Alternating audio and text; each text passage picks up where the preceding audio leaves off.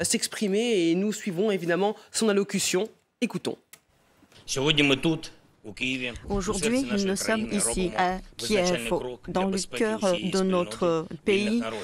Nous faisons un pas en avant très important pour réunir notre peuple. Nous voyons à Zaporizhzhia qu'il y a ceux qui veulent absolument à tout prix élargir leur zone d'influence. Le 24 février, la Russie a frappé l'Ukraine et la Russie aurait avancé plus loin vers la Pologne, vers la Moldavie, le Kazakhstan, la Pologne, les pays baltes, si l'Ukraine ne l'avait pas retenu.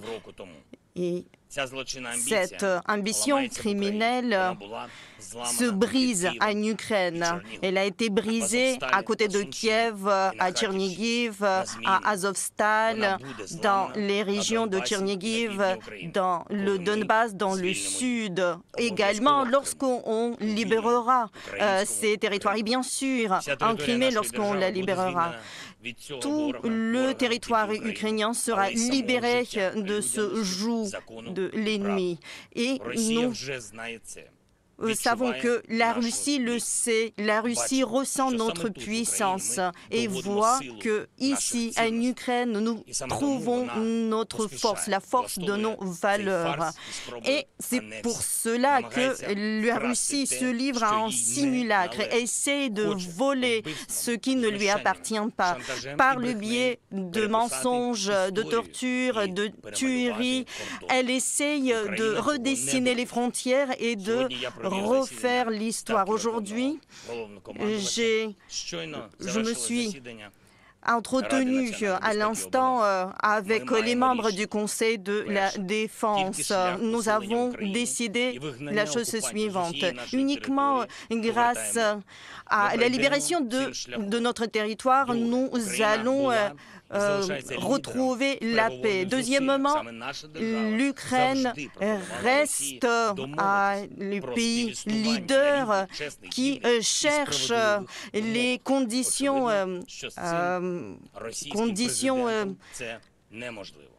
absolument acceptable pour pouvoir parler avec la Russie. Mais la Russie ne comprend pas ces termes. Mais nous sommes prêts à dialoguer avec la Russie à condition que le président de la Russie soit une autre personne. Troisièmement, nous savons que c'est en Ukraine que le destin de la démocratie se décide.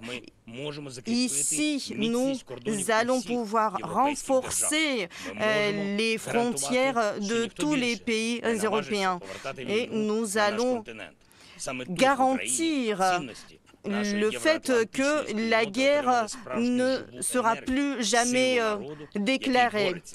Et notre peuple se bat pour la liberté de toutes les autres nations. Nous sommes de facto des alliés.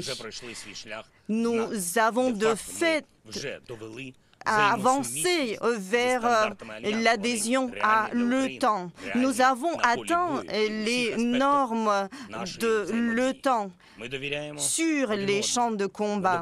Nous entraidons, nous défendons, et c'est cela le sens de l'alliance. De facto, aujourd'hui, l'Ukraine envoie la demande d'adhésion à l'OTAN pour devenir juridiquement un membre de façon accélérée. Nous savons que c'est possible parce que la Suède, la Finlande ont fait cette démarche sans les plans préalables. Et donc, c'est tout à fait légitime parce que nous avons déjà acquis beaucoup de choses qui correspondent à nos valeurs. Nous comprenons qu'il convient d'obtenir un consensus au sein de l'Alliance. Et en attendant ce consensus, nous vous proposons des garanties de sécurité de l'Ukraine et des alliés. C'est un accord de sécurité de Kiev. La sécurité n'a pas d'alternative, mais il faut être déterminé pour garantir cette sécurité. Et nous définissons cette démarche en demandant l'adhésion à l'OTAN de façon accélérée par cette signature.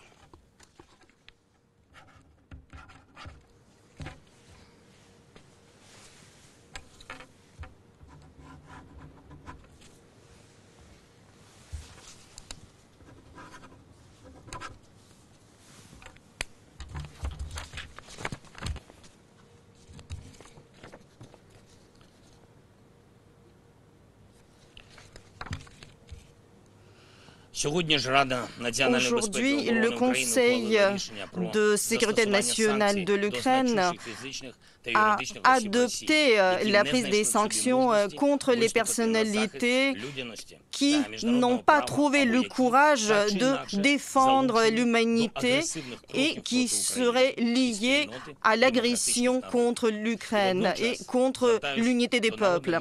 Je me tourne vers les députés ukrainiens. Lors de l'Assemblée prochaine de la Rada, nous allons évoquer la question